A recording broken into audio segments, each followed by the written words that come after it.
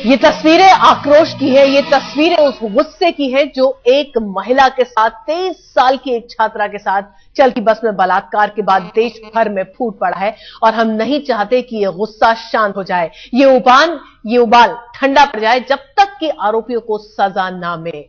इसीलिए हम देश के अलग अलग हिस्सों से आक्रोश की तस्वीरें लगातार आपके लिए ला रहे हैं ताकि आप भी समझ सके कि क्यों इतना गुस्सा है लोगों में, क्यों महिलाओं की सुरक्षा को लेकर अब दिल्ली और देश जवाब चाहता है, कार्रवाई चाहता है। ये देखिए इंडिया गेट की तस्वीरें जो हम आपको दिखा रहे हैं, जहां इस वक्त प्रदर्शन चल रहा है। बहुत देर से तमाम लोग दिल्ली के और साथ ही अलग अलग तबके के लोग यहां पर आकर जुटे हैं, छात्र जुटे हैं, कई संगठन यहां पर इकट्ठा हुए हैं और दिल्ली का हर नागरिक आकर इंसाफ की मांग कर रहा है उस लड़की के लिए जिसके आगे पूरी जिंदगी पड़ी थी, लेकिन महज आधे घंटे के भीतर उसकी जिंदगी तबाह कर दी गई, उसकी अस्मिता तार तार कर दी गई और उसके शरीर को इतने जख्म दे दिए गए कि शायद वो कभी नहीं भरेंगे। फिलहाल ये लड़की जिंदगी के लिए जंग लड़ रही है, अस्पताल में मौत और जिंदगी के बीच झूल रही है। एक ऑपरेशन और कर दिया गया है, डॉक्टर्स अभी भी कुछ कह पाने की हालत में नहीं है क्योंकि जिन 6 दरिंदों ने इसके ऊपर आक्रमण किया था, इस कदर उसके शरीर को तार-तार कर दिया था, उसके मन को तार-तार कर दिया था कि लड़की के लिए एक एक पल मुश्किल हो रहा है।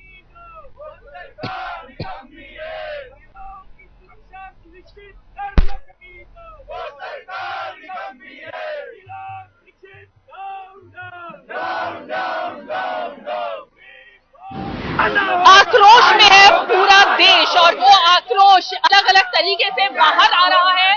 सड़कों पर उतरे हुए हैं लोग और मांग कर रहे हैं इंसाफ की। इस वक्त इंडिया गेट पर जहां अलग अलग तरीके से प्रोटेस्ट जारी है, ना सिर्फ छात्र छात्राएं यहां पर पहुंचे हुए हैं बल्कि नुक्कड़ नाटक से लेकर पीसफुल प्रोटेस्ट के जरिए ये दिखाने की कोशिश की जा रही है कि वाकई में जो विक्टिम है, जो इस वक्त जीवन और मौत से जूझ रही है, उसके साथ पूरा देश खड़ा हुआ है। इंसाफ की गुहार लगाई जा रही है और इस वक्त यहाँ पर आप देख सकते हैं कि कैंडल मार्च पहले निकाली गई और उसके बाद यहाँ पर जो छात्र और छात्राएं बैठे हुए हैं वो सब सत्यवती कॉलेज से आए हुए हैं। लगातार जो मांग है वो यही है कि दोषियों को सजा दी जाए। पुलिस आगे क्या कर रही है, पुलिस की कार्रवाई क्या हो रही है, ये जानने की कोशिश आज दिन भर लगातार लोगों ने की और इस वक्त भी यहाँ पर यही हो रही है। क्या मांग है आपका और क्या कहना चाह रहे हैं आप? हमारे डेमोन्स्ट्रेशन बेसिकली इसलिए है कि जो रेप की इतनी अवानवीय घटना हुई है, हम लोग बेसिकली गवर्नमेंट के अगेंस्ट डेमोन्स्ट्रेशन कर रहे हैं, लेकिन हम ज्यादा से ज्यादा क्या कर सकते हैं, इंडिया गेट या किसी जगह पे जाके डेमोन्स्ट्रेशन कर सकते हैं, लेकिन ultimately law and order maintain करना गवर्नमेंट का काम है। ऐसे सेंसिटिव इशू पे जब इतनी इंपॉर्टेंट डिस्कशन चल रही थी संसद में, उस समय पे भी 1/3 सांसद संसद से एब्सेंट थे और उन लोग ऐसे सेंसिटिव इशू पे बिल्कुल भी। पुलिस को लेकर, कमिश्नर को लेकर बहुत सवाल खड़े हो रहे हैं कि उन्हें अब इस्तीफा दे देना चाहिए। क्या आपको लगता है कि पुलिस अगर कोताही नहीं बरतती तो इस हादसे से बचा जा सकता था? बिल्कुल बचा जा सकता था, क्योंकि पुलिस, दिल्ली पुलिस जो माना जाता है इंडिया में सबसे अच्छी पुलिस है, इस पुलिस के आंख के सामने इतनी बड़ी घटना घट गई। एक बस में जो बस बैरिकेड पार करते हुए साउथ दिल्ली 4 बजे, जो साउथ दिल्ली सबसे सेफेस्ट एरिया दिल्ली में माना जाता है, वहां पार करते हुए दुष्कर्मी जो करना चाहते थे वो कर चुके। डेथ आप यहाँ पर लिख भी रहे हैं कि फांसी की सजा हो। क्या आपको लगता है फांसी की सजा सही सजा है या होनी चाहिए? वो होनी चाहिए, उनके लिए कम है। बट क्या आप यहाँ पे रिपोर्टर हो, आप अभी यहाँ पे आए हो, रात में सेफ्टी आपकी दिल्ली पुलिस देखती है क्या? कोई नहीं देखेगा। आप इकलौते इंसान हो, ठीक है? उसके बाद कितनी लड़कियां रात को कॉल सेंटर में कहीं भी काम करती है, क्या उनके लिए सेफ्टी क्या कहते हैं मेटर नहीं करता? तो बिल्कुल सभी लोग यहाँ पर एक ही तरीके से बात कर रहे हैं कि फांसी की सजा की मांग बीजेपी, कांग्रेस और सभी दलों ने करनी शुरू कर दी है। वही मांग यहाँ की जा रही है। सेफ्टी कैसे हो, सुरक्षा कैसे हो, ये सवाल है जो सबसे ज्यादा इस वक्त खड़ा है दिल्ली की लड़कियों, यही देश भर साल की लड़कियों के सामने कि आखिर सुरक्षा के लिए क्या किया जाए। कैमरामैन सुमन कांगड़ा के साथ रीमा पराशर, इंडिया गेट से आज तक। गुस्सा बहुत ज्यादा है क्योंकि गुस्से में कहीं ना कहीं वो बेबसी छुपी है जो हर बार खलक आती है जब भी कोई लड़की इस तरह की घटना का शिकार बनती है, और उसके बाद ना तो कानून मदद के लिए सामने आता है और न्यायिक प्रक्रिया बहुत लंबी खिंच जाती है। लोग चाहते नहीं कि इस बार इस लड़की के साथ यही सब कुछ हो, इसीलिए इंडिया गेट पर आप देख सकते हैं कि जबरदस्त तरीके से लोग जुटे हैं इस घटना के विरोध में प्रदर्शन करने के लिए। और घटना इतनी दर्दनाक है कि 2 दिन बीत जाने के बाद भी आज भी जब इस लड़की के बारे में बात हो रही है तो बरबस आंसू छलक ही आ रहे हैं हर आंख से। जो भी उस लड़की के बारे में बात करता है, जो भी उसकी कहानी सुनता है, वो द्रवित हुए बगैर रह नहीं पाता और ना ही अपने आंसुओं को रोक पाता है। ये देखिए इंडिया गेट की तस्वीरें हैं जहां ढेरों छात्र छात्राएं इकट्ठी हुई हैं, जहां दिल्ली वासी भारी मात्रा में पहुंचे हैं। कैंडल मार्च यहां पर निकाला जा रहा है, साथ ही साथ नुक्कड़ नाटकों का मंचन हो रहा है और बहुत सारे लोग इस वक्त अपने आप को रोक नहीं पा रहे हैं।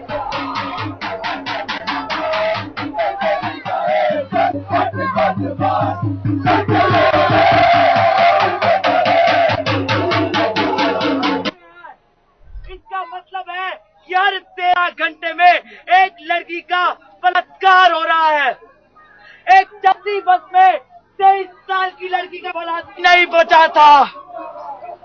हमारी चुप्पी, उदासीनता ऐसे अपराधियों को बढ़ावा देती है।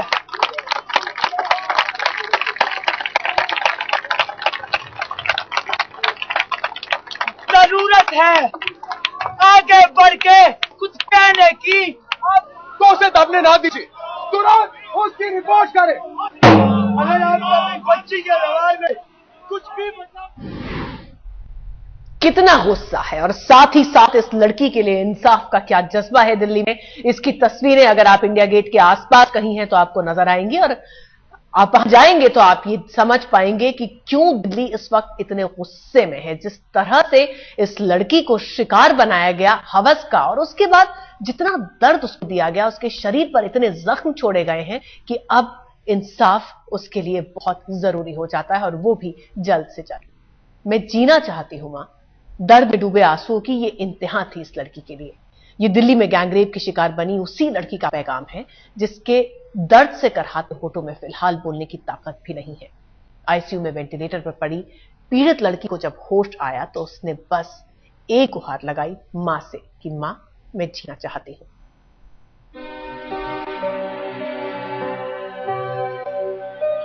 इस पुकार में चीत्कार है, चोट से शरीर जख्मी है लेकिन हौसले जवां हैं।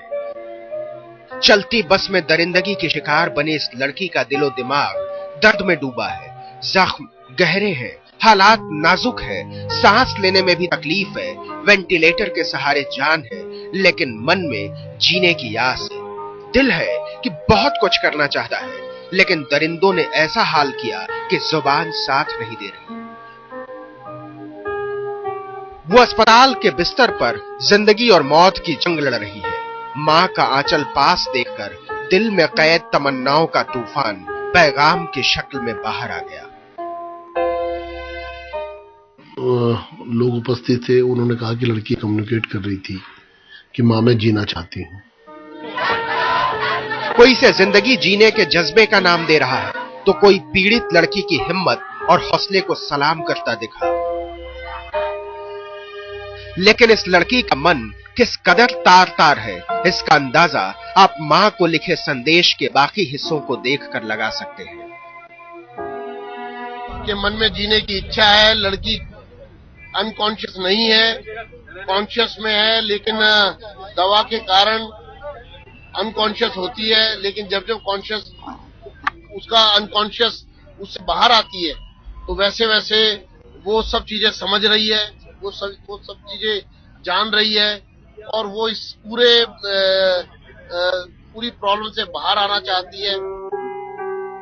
गुनहगारों को चाहे जो भी सजा मिल जाए, लेकिन ये एक लड़की का दर्द है। गैंग रेप से पीड़ित शरीर के दर्द को बर्दाश्त कर रही है, पूरे जज्बे के साथ मौत से जंग लड़ रही है, लेकिन समाज के घिनौने सच से उसे डर लग रहा है। शायद ये लड़की होने की मजबूरी है या फिर समाज की सोच से बने माहौल के सामने की मजबूरी। वो अपने दोस्तों के बीच वापस तो जाना चाहती है, लेकिन ये नहीं चाहती कि उसके साथ हुए हादसे के बारे में उन्हें कुछ भी पता चले।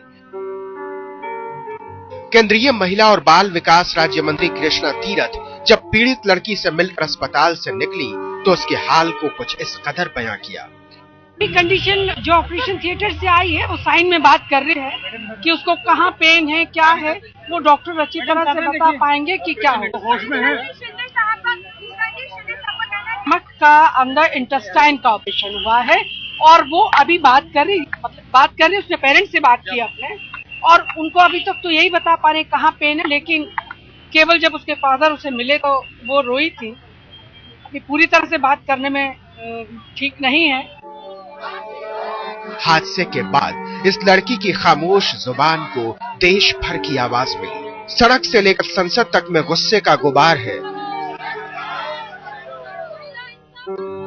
बलात्कारियों को फांसी की सजा दिलाने की मुहिम है। केंद्र से लेकर उत्तर प्रदेश सरकार तक इलाज का खर्चा उठाने को तैयार है, लेकिन इस बात की गारंटी कैसे मिलेगी कि बलात्कार की वहशत से अब कोई लड़की नहीं गुजरेगी। किसी लड़की को अपनी अस्मत के तार तार होने के बाद ये गुहार नहीं लगानी पड़ेगी कि माँ मैं जीना चाहती हूँ।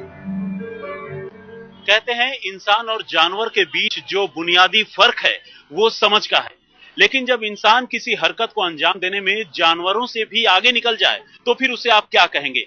बलात्कार की ये वारदात कुछ ऐसी ही है। लड़की के जिस्म पर पड़े जख्म के एक एक निशान इंसान के जानवर बनने की कहानी बयान कर रहे हैं।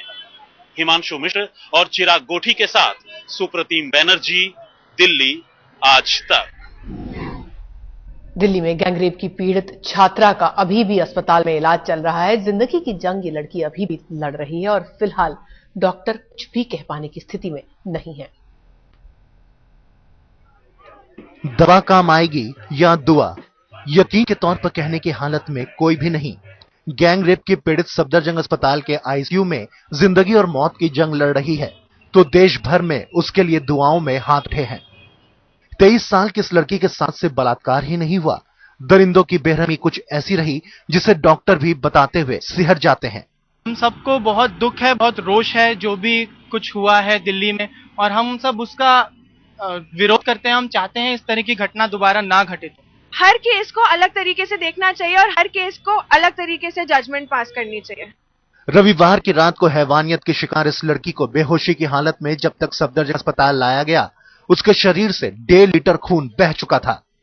अस्पताल लाए जाने के बाद पता चला बेरहमी की वजह से उसके शरीर के अंदरूनी हिस्से बुरी तरह जख्मी हो चुके थे। लड़की का तुरंत ऑपरेशन किया गया ताकि जख्म को फैलने से रोका जा सके।